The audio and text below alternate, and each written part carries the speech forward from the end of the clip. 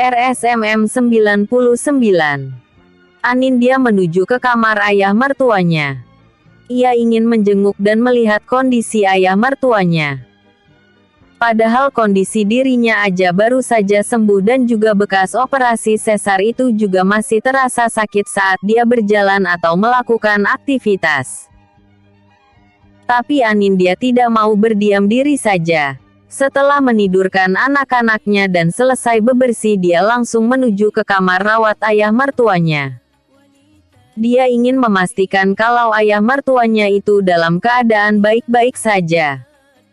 Di dalam sana mertuanya sedang sendirian karena Dokter Prayogo tadi izin keluar sebentar untuk membawakan obat-obatan. "Ayah, apakah sekarang sudah sedikit baikan? Apa perlu diambilkan sesuatu?" tanya Anin sambil membetulkan selimut ayah mertuanya. Tapi ayah mertuanya itu hanya menggelengkan kepala sambil berkata, "Ayah sudah banyak perkembangan. Malahan ayah itu sudah kepingin gendong cucu-cucu ayah. Tapi sayangnya kondisi tubuh ayah belum bisa untuk menggendong mereka.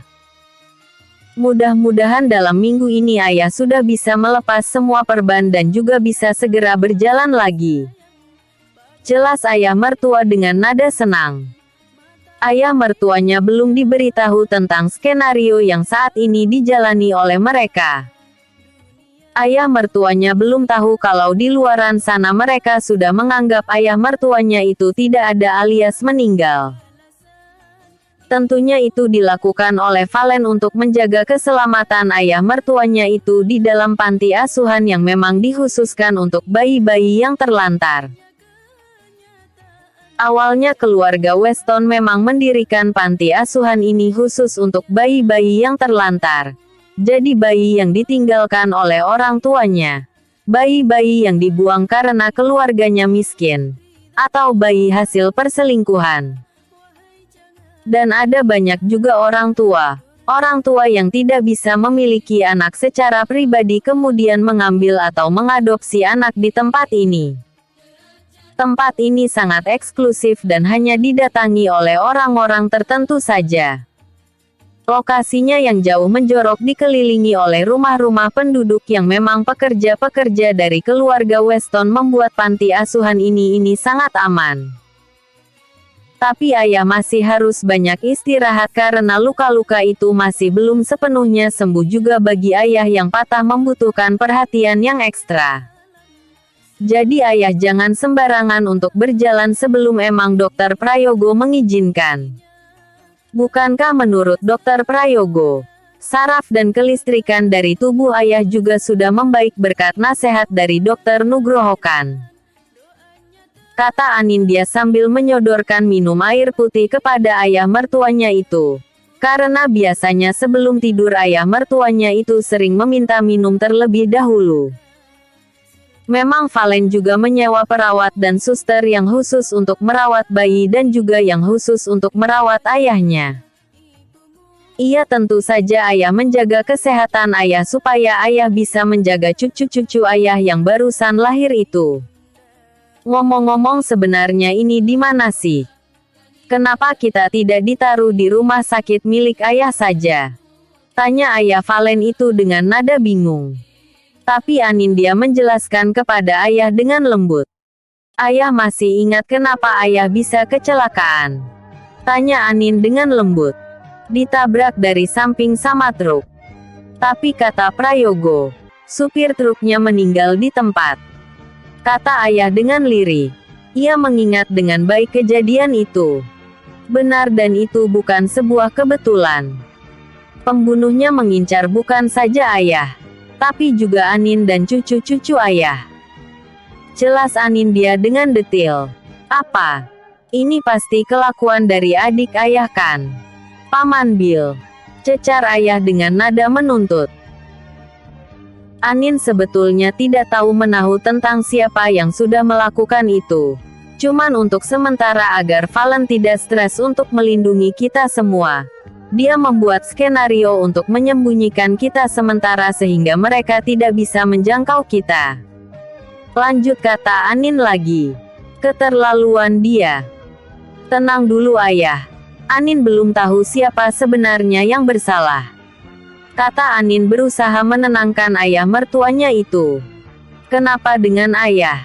Sayang. Kata Valen yang sudah masuk ke dalam kamar rawat inap ayah di panti itu. Maaf mas. Aku menjelaskan kepada ayah sedikit tentang keadaan kita. Dan kenapa kita harus sembunyi sementara. Tapi ayah mengira ini pekerjaan Paman Bill. Kata Anin menjelaskan. Ayah harus bersabar ya. Valen sudah mengurus semua yang berkaitan dengan siapa yang mencelakai ayah. Apa itu pamanmu yang melakukannya? Belum ada bukti. Yah. Lebih baik ayah istirahat. Kalau ayah ingin cepat bisa sembuh dan bisa ikut merawat anak-anak dari Valen yaitu cucu-cucu ayah. Kata Valen dengan nada mutlak tidak ingin ditawar. Valen langsung membetulkan letak tidur ayahnya dan juga membenarkan letak selimut supaya ayah Valen bisa beristirahat dengan nyaman. Ayah langsung menuruti apa yang menjadi kehendak anaknya itu agar lekas beristirahat supaya cepat sembuh. Ayah, nanti aku akan menyuruh seorang perawat untuk menjaga ayah di sini selama ayah tidur. Jadi ayah tidak usah khawatir kalau butuh apa-apa langsung saja menghubungi perawat itu. Kata Valen.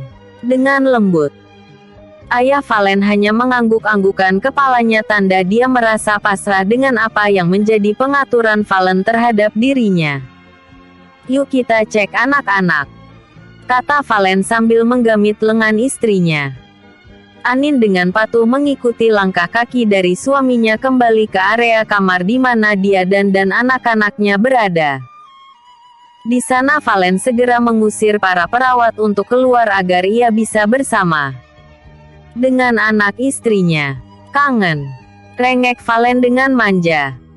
Valen langsung mendudukkan istrinya ke ranjang dan dia sendiri langsung memeluk istrinya serta tidur di paha istrinya itu dengan santainya. Kan baru kemarin ketemu. Sahut Anin sambil mengusap rambut suaminya. Emang kamu gak kangen sama suami kamu? Tanya Valen dengan nada sewot. Sedangkan Anin hanya tersenyum mendengar jawaban dan pertanyaan dari Valen suaminya itu. Kenapa ada yang mengganggu pikiran kamu? Tanya Anin sambil mengusap rambut suaminya dengan lembut. Valen jadi merasa nyaman. Lelah dengan wanita penggoda. Katanya yang tanpa sadar membuat Anin dia pasang taring di kanan dan kiri. Di mana? Di rumah besar. Sahut Valen sambil masih mengendus-endus aroma bayi di tubuh istrinya. Hah? Kamu masukin siapa? Tanya Anin. Dengan nada kesal. Valen kali ini menjadi peka kalau sebenarnya istrinya kemungkinan dalam posisi cemburu ketika dia menceritakan bahwa ada wanita penggoda di rumah besar. Dengerin dulu mas, tidak masukin siapa-siapa. Wanita yang maksud adalah seorang babysitter yang ditugaskan untuk menjaga bayi milik kerabat jauh Erik yang dipinjam seolah-olah itu adalah anaknya mas. Dia inilah yang dikirim oleh pembunuh ibuku untuk menjebak aku karena mereka berpikir hanya tinggal aku dan anak itulah yang menjadi pewaris dari Weston Group. Tapi kamu tidak usah khawatir karena mas tidak tertarik dengan wanita penggoda macam dirinya. Karena di hati mas sudah penuh dengan kamu. Rayu Valen sambil mengelus dada istrinya dengan seduktif. Jangan menggoda mas. Minta dikit. Keluar air susunya tuh. Kata Valen sambil masih meremas dada istrinya. Jangan ini buat anak-anak mas. Dikit aja. Kata Valen. Sedikit memaksa. Tit. Maaf. Adegan sensor ya. Apalagi siang ya.